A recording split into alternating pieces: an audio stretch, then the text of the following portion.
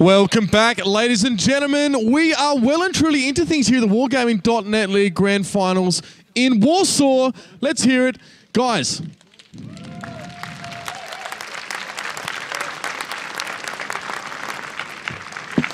Massive game we just saw, of course, between Na'Vi and Virtus.pro. Still more to come. Let's check the brackets and see where we're at right now.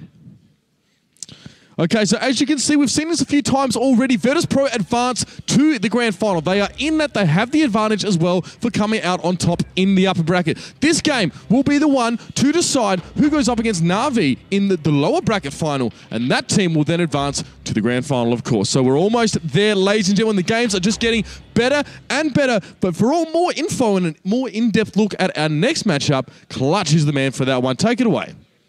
Thank you, Uber. That's right. This is the battle of the fan favorites, you could say, versus the Titans coming out of Russia, Red Rush Unity. This will be huge, guys, to see if the PvP Super Friends can best a behemoth in the East. They were able to do it in the West. Now, Melly, you're going to be checking the social media through this entire day. Obviously, this is a big fan favorite playing here. What can people do to stay interacted with us? Awesome esports manager Nikolai just went up to me and gave me another one of these wonderful bonus VIP codes. And I want you guys at home to predict the exact outcome of that following matchup. And if you guess right, I will randomly pick one winner. And, well, I have... Yeah, let's make it 4 winners. One will get a bonus code, the VIP bonus code, and the other ones will get a bonus code that contains a T2 Lite, 1 week of premium, 1K gold. So I think it's worth taking part in that mini challenge, let's call it again. Well, it's not that many since it's a VIP no, it's huge. code. Yeah, a lot of people are actually trying to come up to us and take it from us, but we've got a nice bodyguard that's making sure nobody can take them. There's a lot of awesome codes, and all you guys have to do is make sure to follow us, hashtag the Grand Finals. Exactly. Correct? At WGLEU, follow our Twitter account and use the hashtag the Grand Finals to take part in that competition. And of course, we have our Grand Challenge on our Facebook page still up and running until the last semi-final? No, right before the grand finals, I will announce the other winners of the VIP bonus code and the Panzerkampfwagen 4 Hydraulik. And yeah, and our friends from Razer, they have something nice for you guys at home as well. So if we check out my screen, you will see that I'm on razorzone.com/World of Tanks, where you can just simply participate by entering your Razer ID email, your password, picking a winner, and by simply participating in that challenge, you already get bonus codes. Like, without doing anything, just logging in, and you will get bonus codes. And if you guess the winner, then you might win this lovely mouse and mouse pad. And that mouse pad as well. And when you get that mouse, you'll get a code for the tank. Thank you very much, Melly. How's it called? I don't know. Panzerkampfwagen. Hydraulic? Hydraulic. We call it Close. hydro. All right. First up, ladies and gentlemen, we have the PvP Super Friends. We saw them a lot today in some of the highlights, but let's get a little bit more of an in-depth look to who this team is.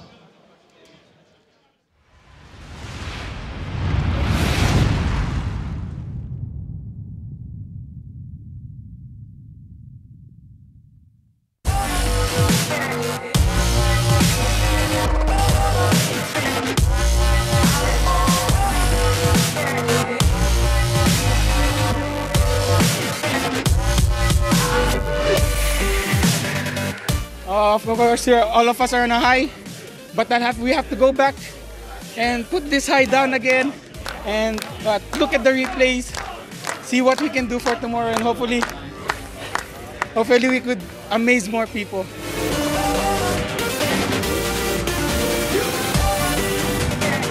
With this good morale, I think anything's possible. Anything's possible. I can't really say we're going first, second, third, or fourth, but anything is possible here.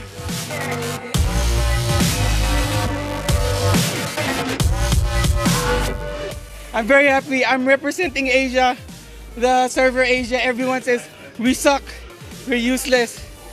I just show that anything's possible.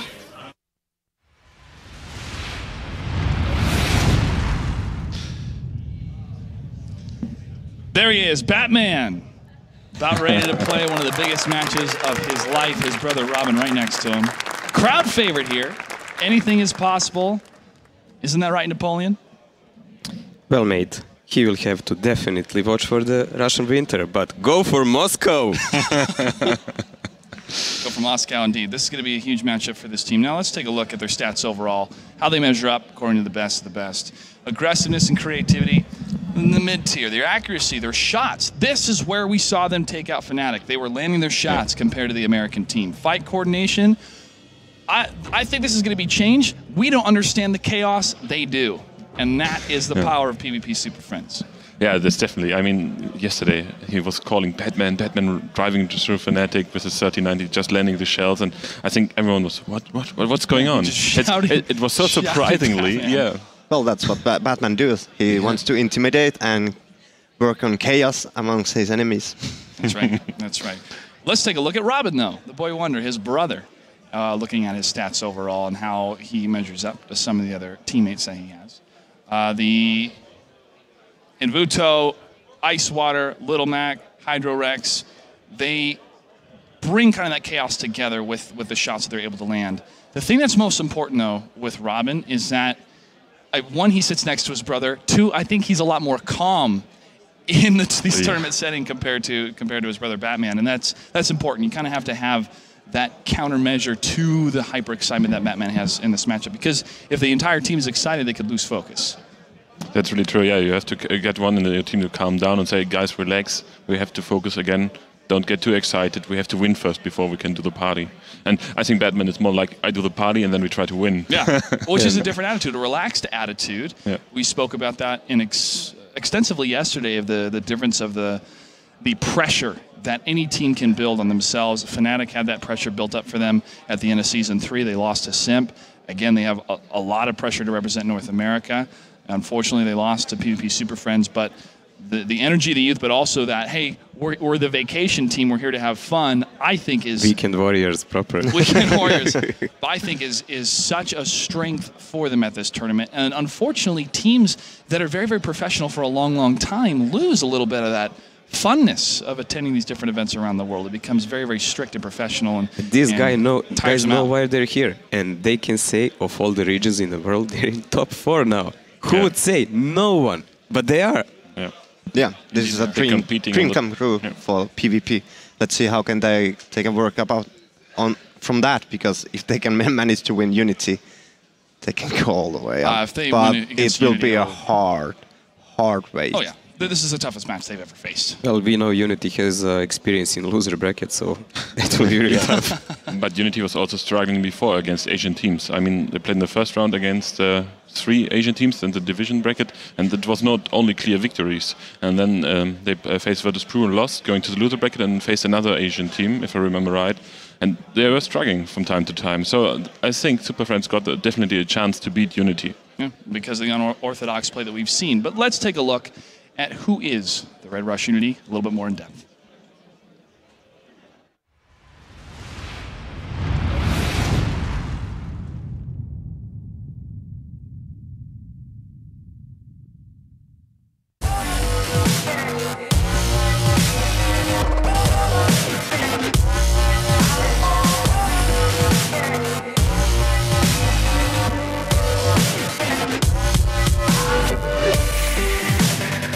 Тактики всегда есть, но все зависит, с кем ты играешь и какая ситуация в игре. Ты можешь победить или не можешь победить. Если ты фаворит, то ты играешь аккуратно.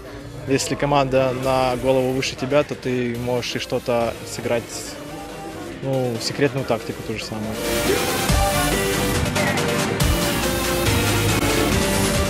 It's really important who has first win. And if we get to the final through the loser bracket, then we have to, our opponent will have advantage of 1 win, and it's really important. So it could be much more easy if we get to the final through winner bracket.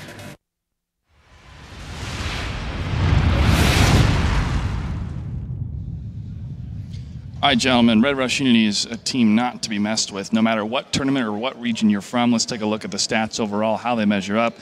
Wow, you put that up against PvP Super Friends. This is going to be a tough fight for them. Accuracy, incredibly high. Fight coordination. Now, this is a difference here with Red Rush Unity. I feel that with any type of chaotic play that we'll see or unorthodox play, based on regions, that Red Rush Unity has the adaptability and the calls necessary in order to shut that type of play down from PvP.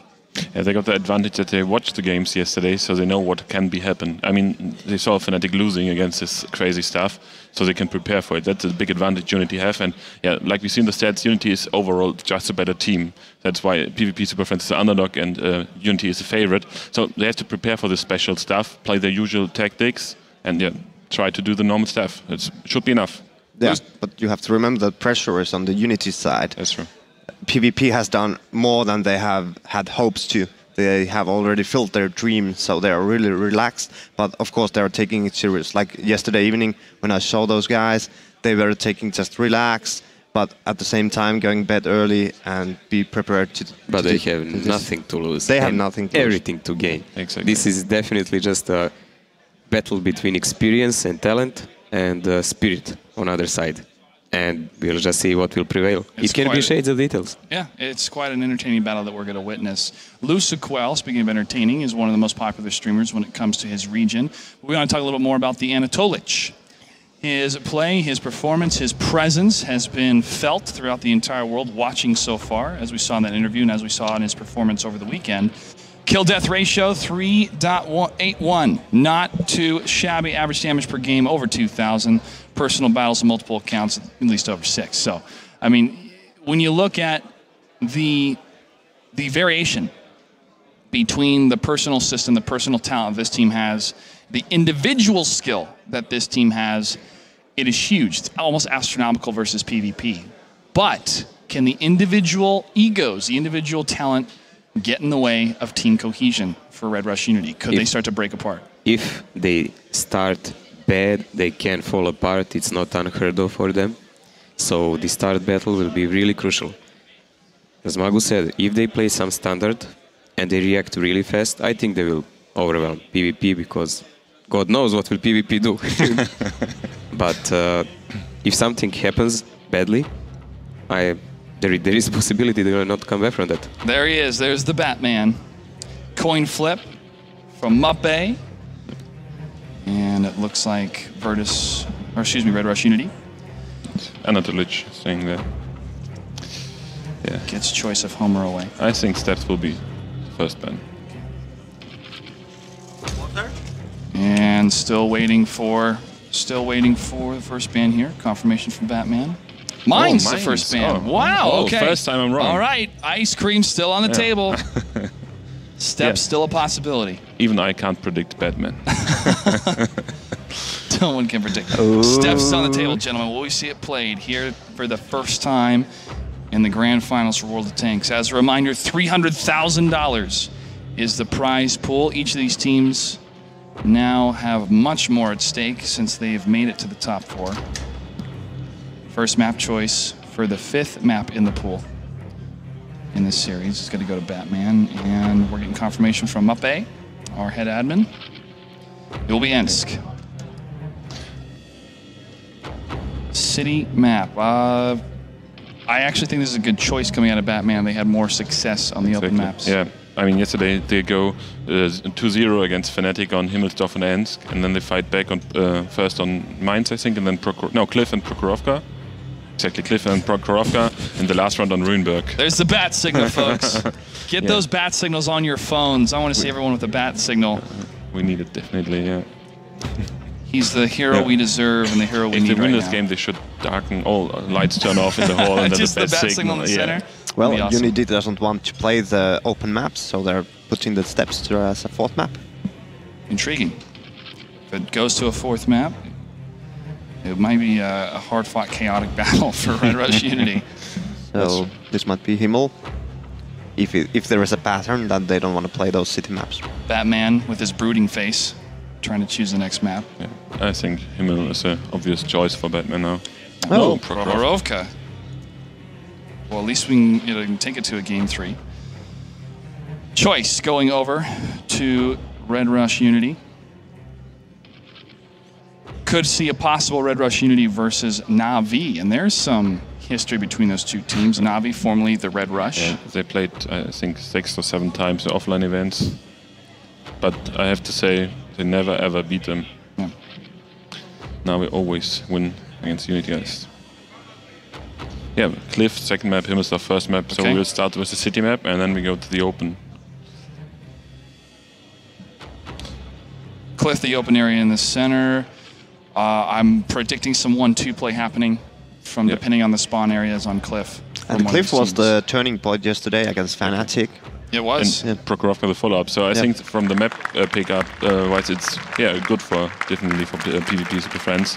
But Unity is really strong on the map as well, so it will be tough. All right, so let's talk about Himmelsdorf first, gentlemen. We saw an ineffective play coming out of the last series, and Na'Vi showed everyone what to do when you lose your eyes and ears with those T1s. If the same thing happens to PvP, should they do the exact same thing that Na'Vi did if they spawned to the north, or is there another strategy they could execute without having those eyes and ears? I think that's the best way to defend. So if they're coming to the position, they should exactly do the same as they're starting in the north. Maybe they can do it also from the beginning, just going for with T1 to spot 8 line or the hillside and just clustering with all tanks in this area, because they have nothing to lose. Yesterday against Fnatic it was a perfect call, because Fnatic is an aggressive team, staying defensive worked out. And Unity is also aggressive. They have to show something. They know they are the stronger team, so they're feeling like we have to attack if they start camping because we are better. So I think the call for Superfriends to stay in the corner would be good. Yeah, it was a great, as you mentioned, it was a great call for them to do it on Runeberg. And Fnatic was trying to prove something with that push, and I think Unity will find them wherever they go on Himmel and rely on their superior firepower, like better focus fire, shielding, and so on, because there will be no 3090s, they will have 5-on-5 heavy tanks, and I think they will use it. They will try to use their experience on these early maps. Hypotheticals. Yeah. If hill was flattened, if there was no actual hill on the map, how does that change the dynamic? Totally, it's a complete different map, totally new game style. And I think without buildings there, you could maybe also use a light tank on Himmelsdorf again. I mean, in the past we see really often a 69 before the gun get nerfed and the shells, and also sometimes a 3090. And I think if a flat area on the east as well, on the left we got the 1-2 line, we could see maybe a 3090 or 69s. I love the hill variation. I love that type of play. I love that tanks take forever sometimes to get up there. And they're able to move faster thanks to gravity to get back down. But Butcher is one of the names that pops in my mind when I think of the tactical play you can have with that high ground of those shots landing down into the center area or hitting one of the alleyways, either D or G, Delta or Golf. However, whenever you see one of those tanks spotted by using a T1 or whenever you can overmatch on the hill, 9 times out of 10, the team that is able to overmatch is going to win it. The defensive side, though, and the defensive strategy, and this is coming back to that switching back and forth, is when you can spot one of those tanks or you're taking damage from one of those tanks, you go, hey, one of their heavy tanks is up on the hill. We have none of our heavy tanks up there. Push. It's going to be a 5-on-4. We got this. And that's where that defensive corner game comes into play on Himmelsdorf every That's single about time. the quality of teams. Some teams are certain they can hold enough with 4, because if you commit in attack with 5 and you don't win it decisively fast, that tank from hill actually doesn't have to shoot you. All he has to do is to go on your cap with tier 1 and finish the game. If he's capping like that, you have to send a heavy tank out of the fight. It is never a good thing to happen. Yeah. He gets shot in the back, his mates get abandoned. It's always bad. So, yeah, you can always push, but if it's not working immediately, break off. Full blitz coming out of PvP Superfriends on the hill. All 7 tanks. It depends on the spawn position. That would be probably the most unorthodox play they could choose. But in the moment where they reach the hill and get first time spotted, Unity would just cap them. They have no chance to come back in time. And yeah, 30. I have no idea what will they do, but whatever they do, they should not play too tactical, because that's their weaker spot. Exactly. Yeah. I mean, you pointed it out as really they have no chance in an open fight or a normal clash. So I think if they start off, they should go for a defensive maneuver and just wait for Unity, because Unity feel like they have to attack against weaker teams. And Unity has been playing aggressive play in Himmelsdorf individually. Yes. They have been pushing from the banana line, 8 line, to the middle and spread out like Na'Vi is sometimes doing, and crushing the enemies from both sides. Usually with 3 IS3s. Or even 4. We have seen that. Yeah, we have seen that as well. Unity was playing with 4 IS-3s on the Golden League finals. Could be happen as well. But I don't think so, because if you attack, you need more autoloader gunfire. Yeah, the alpha damage is more for the defensive. So if a team should pick more than 2 IS-3s, it should be a PvP Superfriends. All right, ladies and gentlemen, the players are ready, and our commentators are ready to commentate on the action. Take it away. Well, we are here. PvP Superfriends destroying Fnatic in the super close matches yesterday, earning their right to take on Unity today. First map being Himmelsdorf. Now, this is going to be crazy because, as we said earlier, Unity, guys, very used to the old style play, very set plays, and PvP are anything but that. Yeah, this entire matchup is going to be a test of Unity's flexibility, their ability to improvise. Yeah, they have to be able to go, okay, these guys are going to do no set plays. We don't know what they're going to do. They could do this, they could do that, they could do absolutely anything. And, well, the only people who can adjust that is Unity themselves. But individual skill-wise, I think Unity still have that edge, and we can't forget that their last showing against Lemming Train was superb. But anyway, we are here for the first battle between PvP Superfriends and Unity. And they are on Winter at Himmelsdorf, and we should see the tanks. Take it away. 3 5100s and 2 IS-3s for either side, so we have mirror lineups. It's hard to read, though, with this kind of conventional lineup, what exactly PvP is going to be doing. I don't know if they can blitz their opponent with a lineup like this. They're going to have to wait for those 5100s to get loaded before they can start an engagement. And as we look at the opening moves, there is some east side play from PvP Superfriends. In the south, that conventional lineup we were talking about, the conventional play from Unity. Yeah, it does look like a... Well, actually, this is an unusual... semi-defensive against a rush, like they were prepared for Unity to rush down the banana, the 8 line. It's not going to happen. We can see that already. Unity doing exactly what we expected. 150-100 and the T1 on the hill, the rest set up in the west. This is incredibly cookie cutter from Unity. But PvP may have a slight surprise on that hill. 2 5100s are actually going up there with a T1, and if they can make the right approach and their timings are proper, they could catch one of those 5100s. Oh, Rhino and Anteri gets the hit against each other. Exchange very even there. Both these guys know what they're doing. Nice shots. That's an incredibly difficult shot to make for both teams. From each of those windows. It's not straight across. It was pretty much from the northeast into the southwest and vice versa. Fantastic marksmanship. Very difficult to make an INS. Well, Cap did manage to spot the attack on the hill. Both the 5100s were spotted, which means PvP have 2 choices right now. Engage or withdraw. But Unity are ready for this. Antelich at the bottom of one side of the hill and Lucic on the other. But because they're separated, if the attack goes to one side or the other, they could get caught out. And this is looking a bit stalematy if PvP knows what they're coming against. It's possible, but I believe Red vs Unity would retreat after getting any free damage they can. However, Little Mac does have the high ground. Yeah, and it looks like they don't want to commit, but Robin's showing his side, but Antelich does not connect, and Cap goes down. So far, a slight advantage here for PvP, but a bounce against Antelich, and he is safe, and the damage against Little Mac is going up through the roof. He's taken so much damage, and so is Robin, and the damage is not being returned. This is looking bad for PvP. I think there are shells actually coming from the west. I didn't realize there was you could actually make the shot from over in Gulf 3, Gulf 4, but I think I saw impacts behind that 5100 Robin. It might have been Nuclear and Rhino. They're the only ones, and they were looking that direction, so there's a good chance that one of those connected with it. I think Little Mac went a bit too high and was managed to hit by the IS-3, and that's a big deal because now Unity have a huge HP advantage, and they know this. I think PvP may have hesitated on making a proper move. Now you see the tanks from Unity that were in the southeast, those 5100s, are retreating, and it looked like Anteri and Anuto were getting ready to push down the 8 line.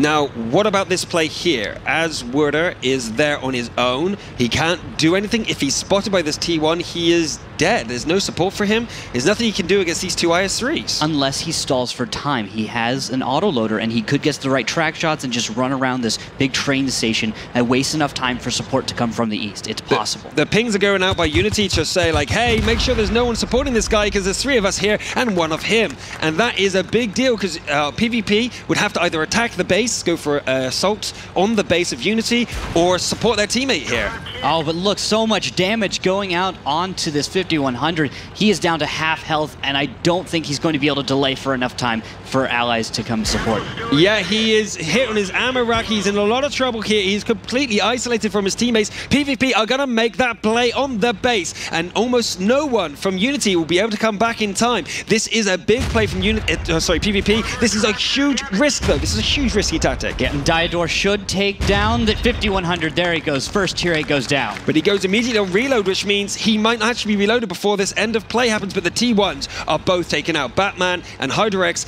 are both taken out. That's a big mistake. Lucic was able to take them both out with no problems here defending the base. That's a huge loss for PvP. Yeah, and PvP does not look to be all that synergized right now. There are tanks spread throughout the map with no real semblance of support that I can see. They can get picked off very easily one by one. Unity, though, is playing so together, so coordinated. Everyone has a battle buddy, and they're going to go probably for a cap now. They have it easy. Yeah, they'll definitely go for a cap. Actually, I want to point out the reason why they're playing on Himmelsdorf, the Prokhorovka map.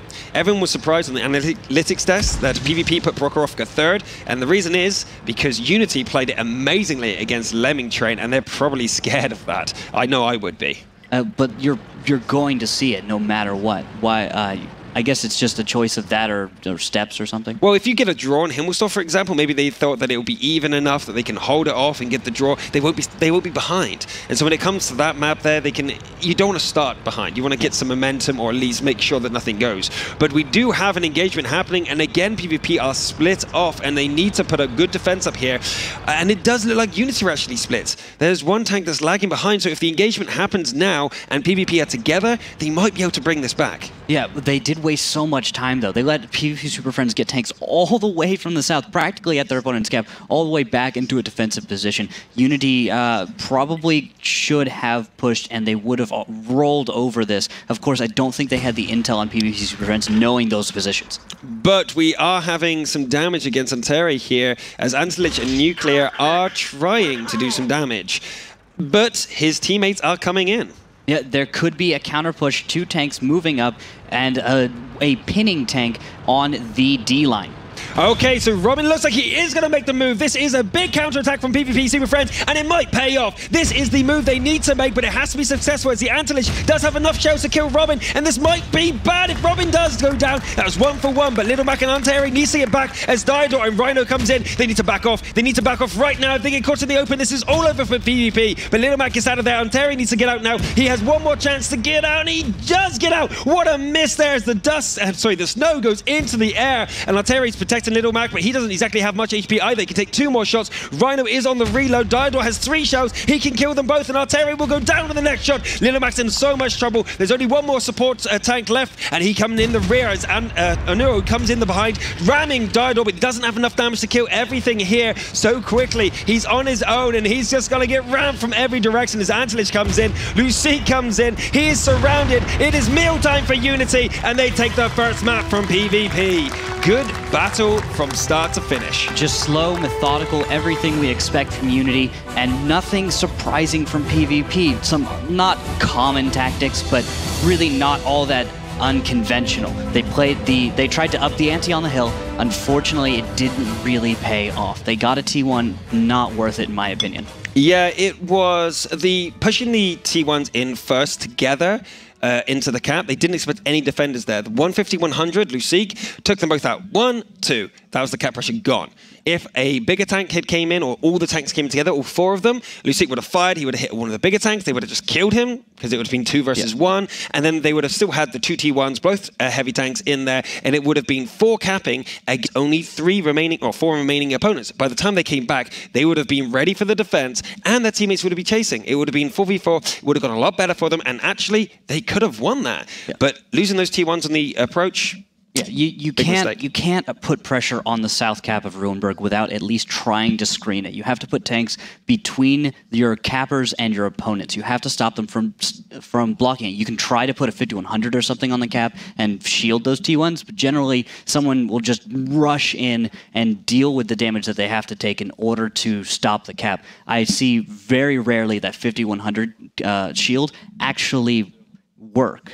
for longer than a few seconds. The 5100 is going to take some damage, it's going to die, then the T1s are just in a box. They're actually pinned in there. Yeah, exactly. The T1s are the most important capping pieces you've got. They're the smallest. They can hide behind wrecks very easily. So if your 5100 who's side on dies, well, they still can't kill the T1s. They have to drive forward for another 5-6 seconds and then shoot the T1. And that is a huge time difference between winning and losing when you've got 3 guys in the cap zone, or if 2 T1s are hiding there, 2 guys in the cap zone. That's still enough to completely change the outcome of the battle. Exactly. But the next battle will be Cliff. And I think we can expect a better performance from PvP. This is an open map, and I feel like with Batman in a 1390, we should see a much higher level of play, some more higher level competence, and something probably surprising on a map like Cliff. Well, we did see them beat Fnatic on Cliff. They had almost perfect concentrated fire. They took out 2 of Fnatic's guide like that, and then it just proceeded to snowball from there. It was really solid play. It was very standard, actually, but they excel at combat in the open. Now, they are nervous about Prokhorovka. I think they stand a better chance than Lemming Train did. They were put on the back foot against Unity, and it just went wrong from the start. Unity's play, though, was amazing. However, the chaos that PvP put out on Prokhorovka was enough to counter Fnatic, so you never know what's going to happen there. So this could be the decider now. Yeah, I think it comes down to if PvP on Prokhorovka are faster to the middle than Unity. Same thing on Cliff. I think if you see a faster lineup from PvP, they're just going to rush on over. If it's slower, they're probably going to try and avoid the middle, maybe go for west side something crazy, because there is the way to climb on the west side, on the 2 line, you know what I'm talking about? Yeah. About halfway through, they can try and climb and enter the middle of the map through an alternate route and just try and catch Unity off guard with that. Yeah, that's probably the best way to do it. If they go into the center and they will try and engage first and get the few shots off. Last time Batman did it, he went up first, like over into the open,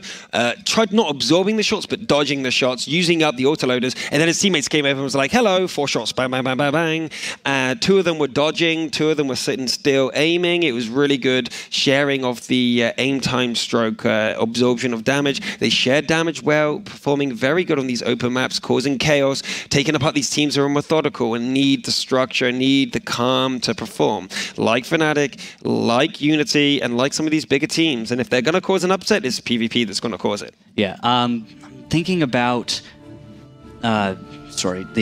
the west side, again, the crossfires that are coming out of there, as we see on the map, and then the lighthouse, top of the map, highest point. If we see that west side push, I think Unity's going to have to be able to take that lighthouse, and that could actually really hurt PvP in this situation. It really could. I mean, the lighthouse top side is the risky maneuver. It can be very, very, very beneficial for you, but it can also backfire as you are exposed if you're spotted. So if you are spotted, you're dead, but if you're not, then you control the whole map. So that is the beautiful Cliff. But anyway, game number 2, PvP, Super Friends, including Batman, and Unity, who are 1-0 up currently against the Friends, and they need this battle. They need this battle so badly because 2-0 down is, oh, they did perform super against Fnatic 2-0 down, but we will see right now. Yeah, lineups for these 2 teams, 2 T69s and 3 1390s for PvP.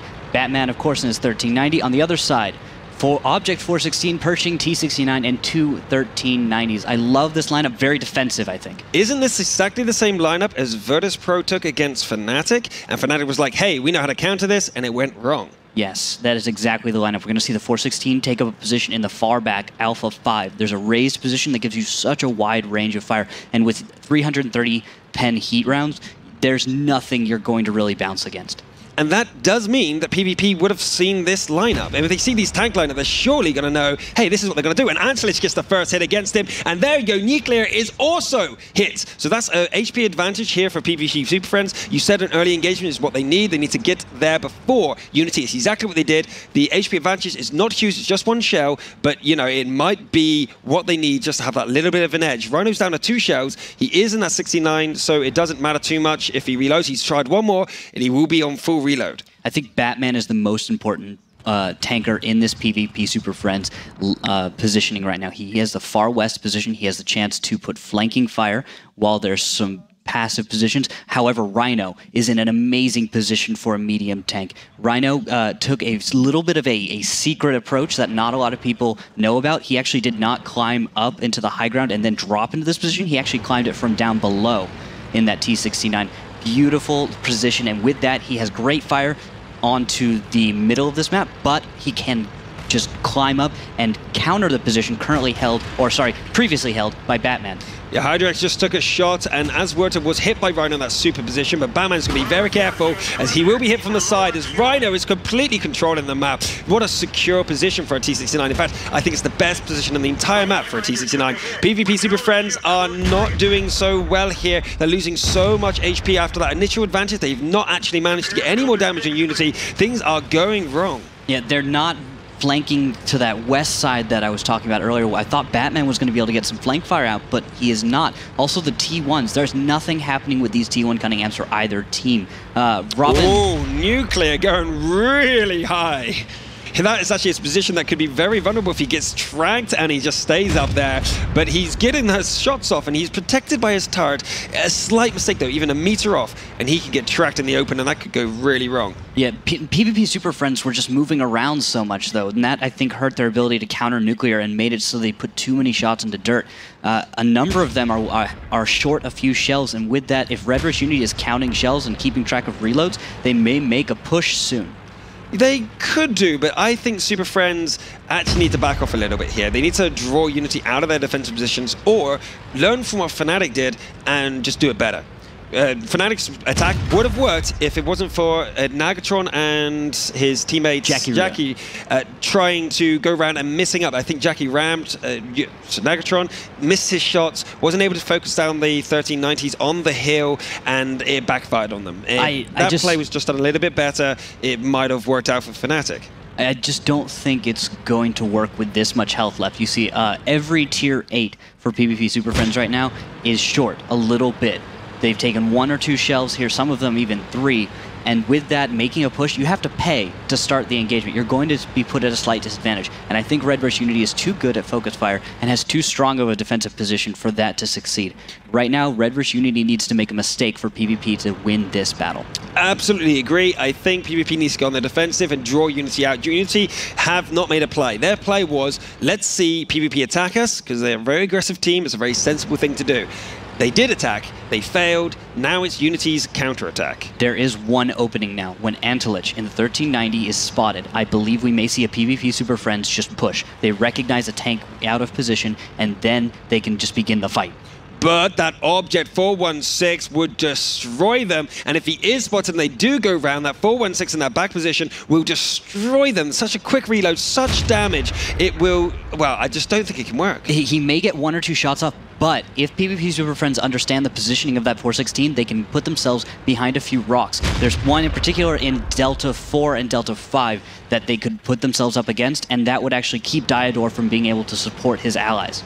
Robin died to give that information though to PvP Super Friends, which means Antilich is going to capture this side, which also means the map control is completely gone from PvP Super Friends. They are now surrounded from every direction. They do have the sea protecting the east a little bit, but the place where it matters, they're surrounded. Red Rush Unity is just going to take about 1 minute, and I believe we'll see a push from them. Diodor should come out of his position. Antilich is going to get flank fire. Batman is forced to go back to defend the cap, inevitably against the T1 cap, who will begin it in just a few seconds. Antilich is not actually doing the damage. He's hitting 1 or 2 of his shots, but mostly getting absorbed by tracks. It's a long distance to be firing, so it's not anything Antilich is doing wrong, but he probably expected to be a little bit more successful from that position. Yeah, I think he got a little bit of damage out anyway. It's still a successful position. You're forcing your opponent to give ground now and go into an inferior position.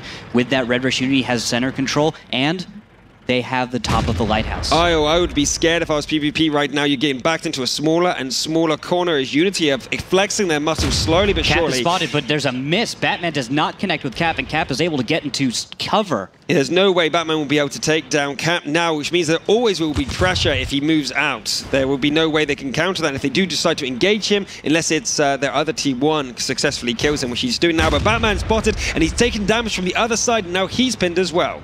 And he has to back off. This is a horrible position for PvP Super Friends. I'm having trouble seeing any place where they can come back. They've lost another T1. But it was in exchange for the other T1. They both died, and that's good. That's actually the cap pressure off. Oh no, he didn't die. sorry, that was a mistake on our monitors. He didn't actually die, or did he die? He did die. He did die. Sorry about that there. Both T1s did die, and that is it. The cap pressure is relieved, so I think that was a worthwhile exchange. But the positioning from Red Rush Unity, they should be able to put a tank on top of the lighthouse. They have such control now, and they can begin maybe an east side with a west side, make a pincer attack. Yeah, that is probably what's going on now. We do see Unity are repositioning to the east. They're ready to come around the corner here, but PvP have regrouped. They're all together, and if they assault one direction, you know when you're surrounded, the best way to do it is burst out with all your force one direction. Break that encirclement, and that's the only thing they can do right now, but they decided to split instead, and that's probably the worst thing they can do, as here comes the engagement as Dido, Lusika, and Rhino run straight into the Super Friends, and Hydrodrex goes down. Aswad is in a lot of trouble, and Rhino, Lusika, and Dido are going to punish the Super Friends for being separated.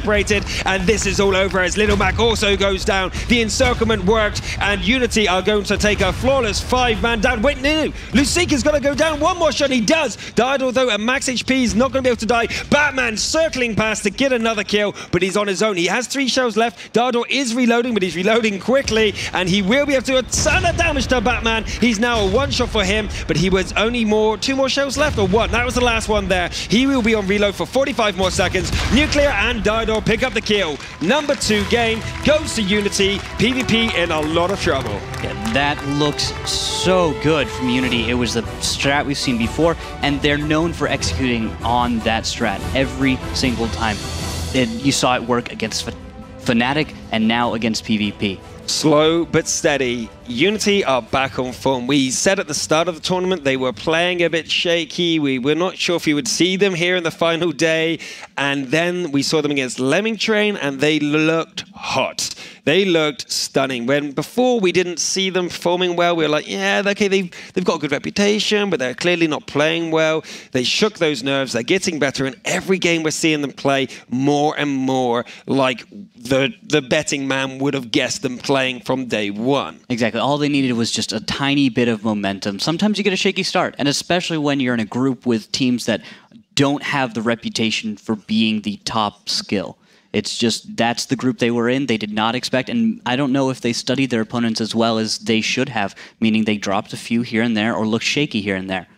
One thing, though, PvP were down 2-0 against Fnatic. Maybe this is when their superpowers activate and they become what we saw yesterday. So they actually, like the Mac attack, they need to take a few losses for them to regroup, activate their special powers, and go for it. Maybe they don't like, they'd like to give their opponents a head start. And this is actually, isn't this the same map that they came back on against Fnatic? Prohorovka. I remember them winning. Was that the first one? That was the first one. They just drove straight over, and Fnatic was not ready for that, right? I'm not sure if it was their first or second win, but definitely they looked incredibly solid on Prohorovka. But will their chaos tactic work this time? Because last time we saw Unity on this map against Lemming Train, it was beautiful. We thought they attacked with their Pershings into the middle, took some ground, and then they took a bit more ground, and we were like, okay, so they've taken the ground, they're going to hold there, get a few more... No, they're going forward again, and then they rush forward, envelop their opponent, and destroy them. Lemming Train didn't expect that. We didn't expect that. We could see everything. Absolutely fantastic play. It was interesting because they actually kind of cut a corner in order to get there. Usually when you take that bowl position towards the middle of Prohorovka, you send tanks down the 1-2 line, but more to the west so that they're in a defilade and hidden behind bush cover. They instead just kind of turned that in, made it a tighter turn, and just went straight for the brawl. Yeah, exactly. No one expected Unity to be that aggressive. After all this passive set-by-set play, they did their set-by-set play. They did the checklist. It was like, okay, take this ground, do some damage. Take this ground, do some damage. Take this ground. But they did it so quickly. Like, okay, we've taken this, go. We take this, go. Take this, go. They looked on fire. It was a machine. It was computer quickness, their decision-making. They had all the tempo control. It was fantastic. It was so impressive. At that moment there, I thought, that is Unity that we knew.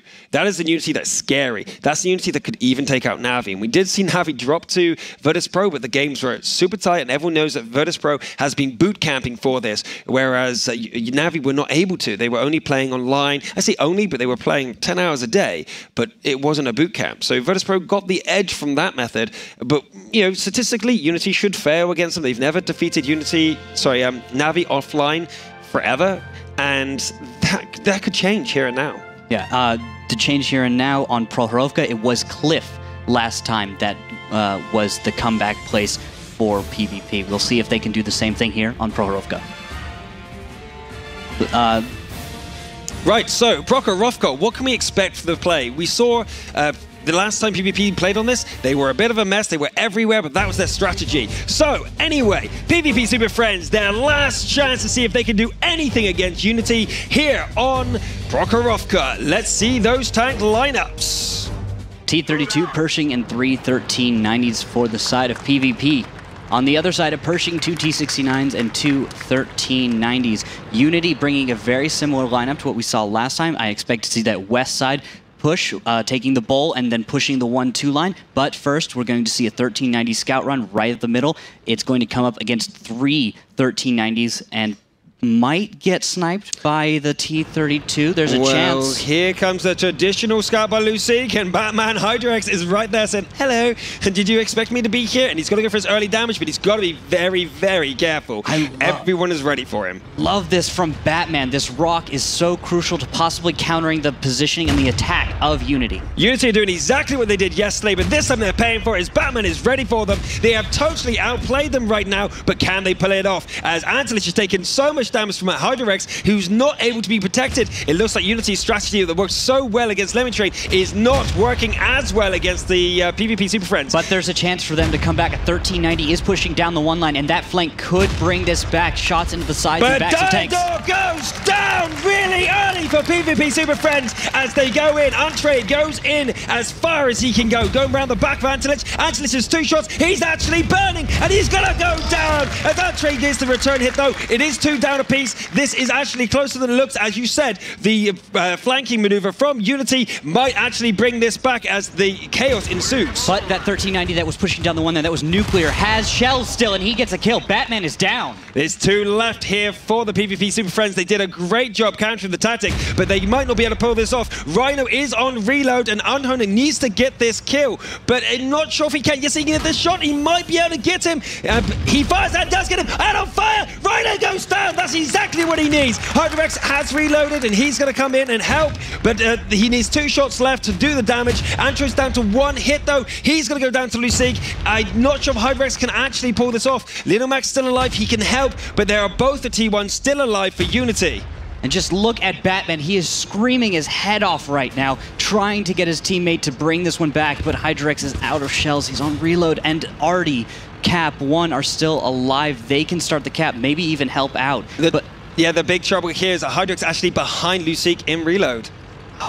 This is bad news for PvP. They're in a lot of trouble, but they are not out of it yet. It's still 1 combat tank apiece, but the damage from the T1. Hydrex did not need that. He was already behind in HP. That's really not what they wanted. And Little Mac is going to go down to Lucic, but he might be able to do some damage. He is doing a little bit of damage, but the round from Lucic does take him down. Now it's 2 T1s and a 1390 against Hydrex. Hydrex comes in, though, gets the first shot. He's not going for the round. He's going around the back, and he gets the advantage as Lucic misses a shell, but Hydrex misses the next shell. It's now even, and he needs to get the shot off first. This is down to the wire. Hydrex might be able to pull this off. No! Lucic gets it with a sliver of health. Unity take it out. That was to the wire. 20 HP for Unity, but Unity win, and that is it. PvP are out, and Unity go through.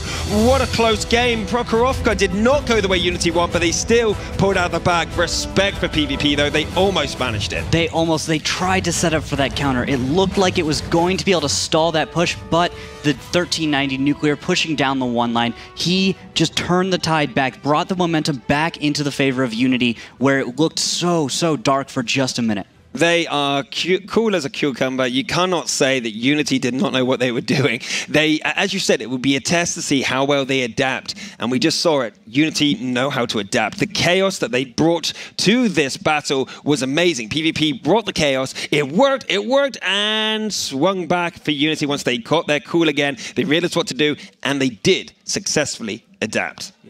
With this, I feel much more confident in Unity. I think that when we saw them first, it was not so good. They were looking shaky, but now they have the momentum. This is the momentum I think they can take on. This is a top 3 in the world's team right here. It definitely is. They are now definitely in the top 3, but they have to take out Na'Vi for a shot at Virtus Pro. That is their next matchup, which will happen next. They will be taking on Na'Vi. Now, Na'Vi did lose against Virtus Pro, but it was very, very close. I was very surprised when that happened. I completely expected Na'Vi to go undefeated throughout this. Na'Vi is such a dominant force, but Virtus is the team that you know, did they left the Russian league to go to Europe to be the top team there? They left the they had they went into the European League to compete there. They are officially a European representative team, but they are mostly made of Ukrainians, I believe. That's the main core of the team. But still, there is a European representative against 2 Russians, but they are the top of the winners bracket. So the 2 Russians, number 1 seed Na'Vi, there's number 2 seed Unity, have to fight it out to see who actually represents Russia in the final, the CIS region. Yeah, if you'd asked me to predict what this bracket would look like, I would have been completely wrong. Na'Vi in this losers bracket against Unity, I just would have said no way.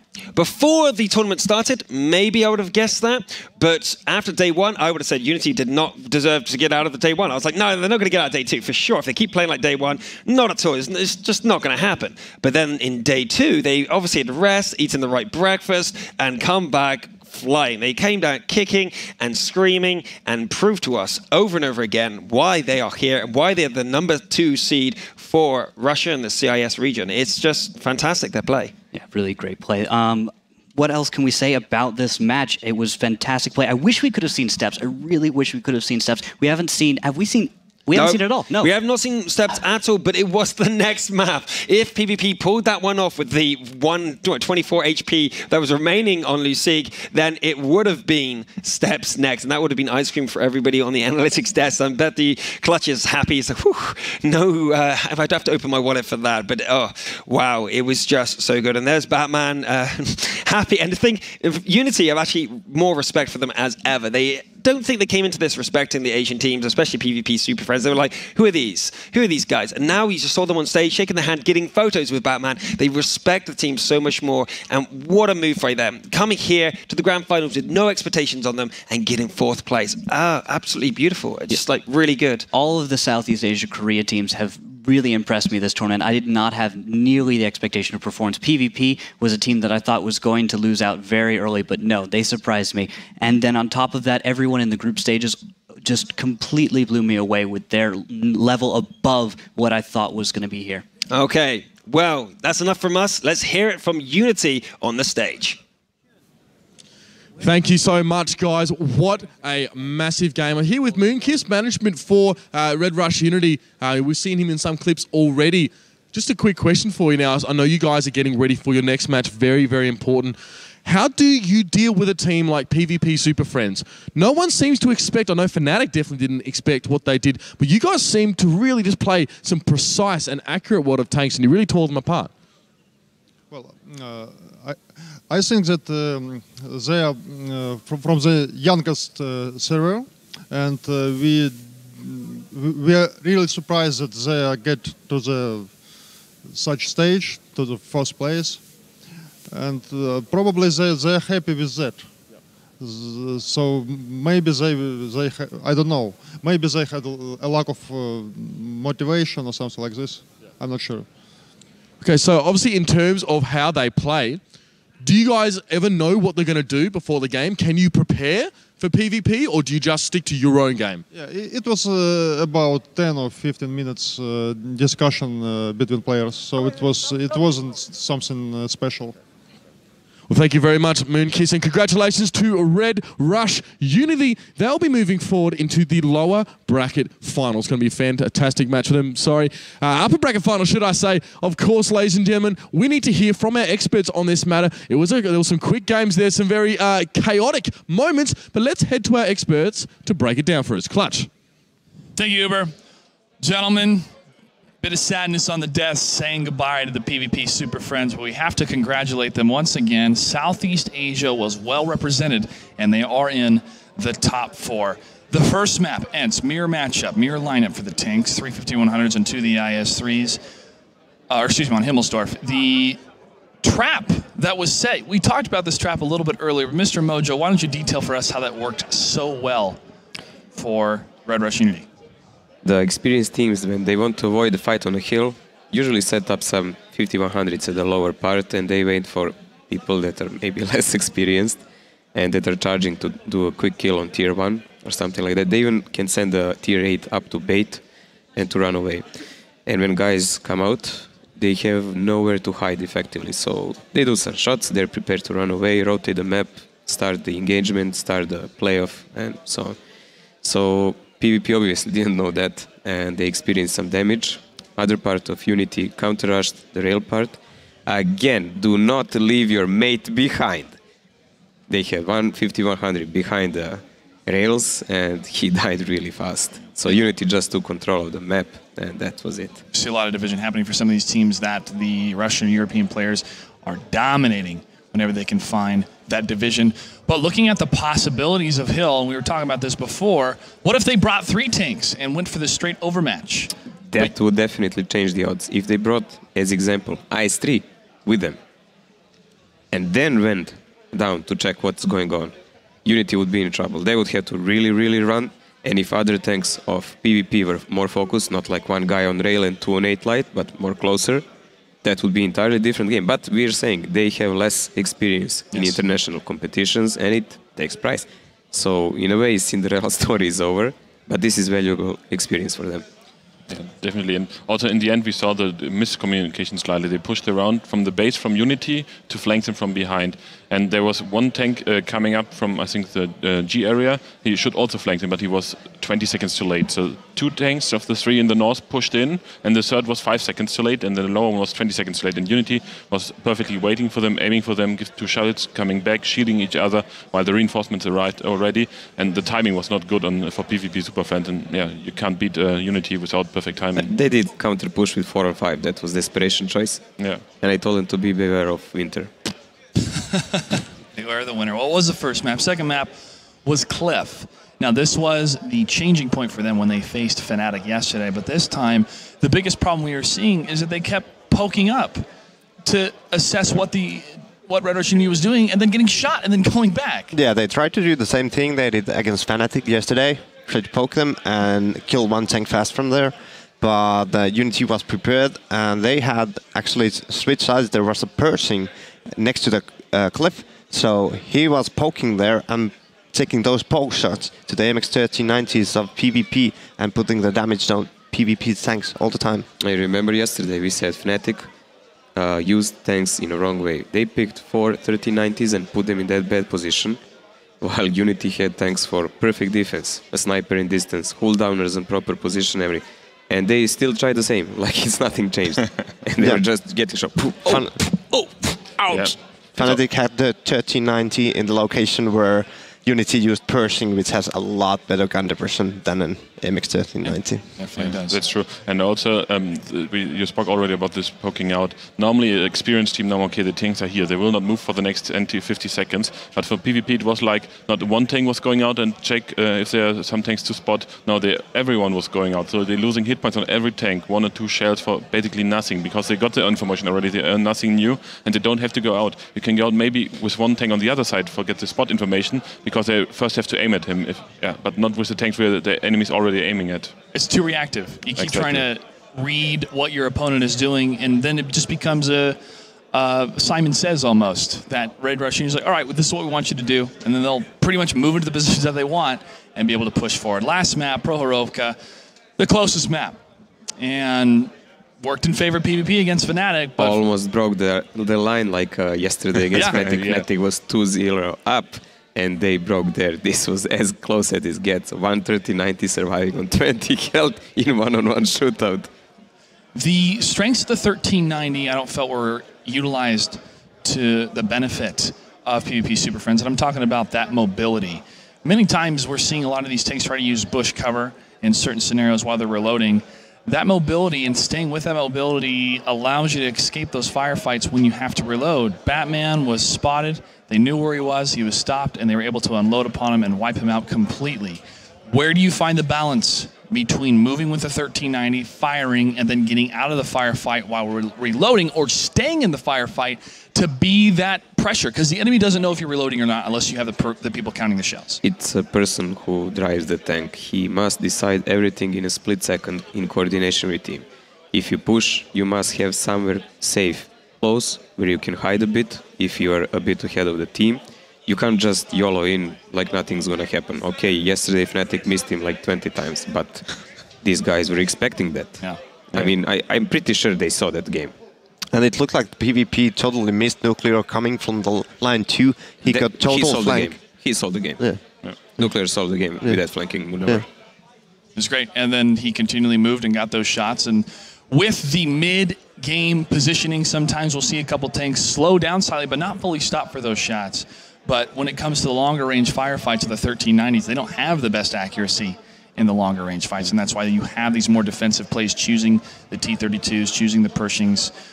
The Object 416 was an option that we saw on a number of maps. But you need flat surface to lay it on. Yeah. And good. So there is such position in Prokhorovka, but then you play defensive, not offensive. And they utilized T-32 really nice, but I saw some move from their T-69 who was on one shot and he was still driving forward to attack. Yeah, it was bad, man. You don't do that. When you're on one shot, you pull back and try to survive. Going up there in a crossfire from Unity was that sentence immediately.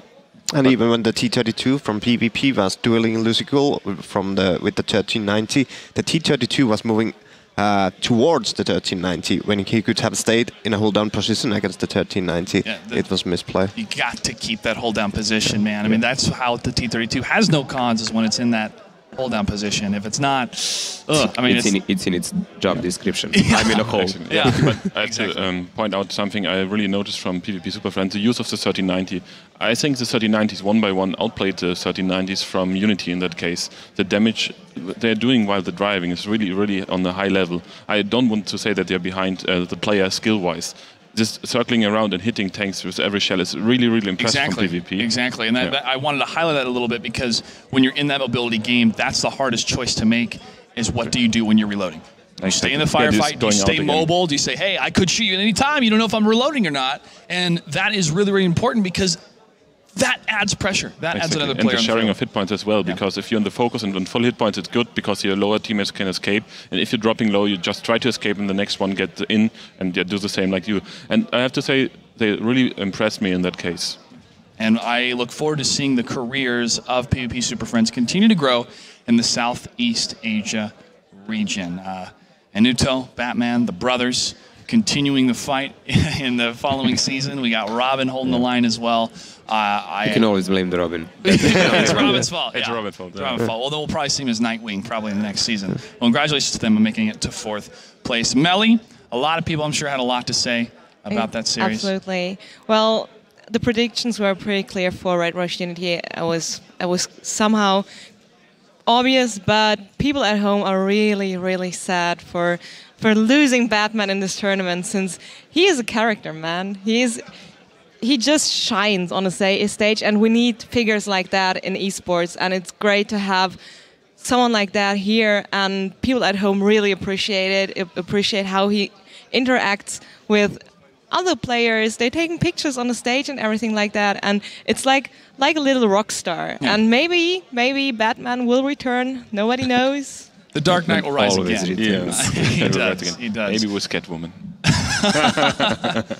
Well, it is impressive that we have so many languages here, but the international language of happiness, pretty much. I mean, it's universal, and the crowd completely reacted to that, and I'm sure they're going to react in this next matchup that we're going to have. Red Rush Unity versus Na'Vi. Titans, again, are going to be fighting. It's the 2 Russian region teams. We're going to take a break, ladies and gentlemen. Before we do that, we're going to check in with Sean backstage. Every single team invited to Warsaw is already a winner. A team that has fought valiantly for their rightful place to stand here, to entertain you, and to become crowned that overall grand final champion of the world. Right here, we're walking past all the casters from all the different parts of the globe that are right now speaking to the hundreds of thousands of you tuned in live, watching this as we bring World of Tanks history today.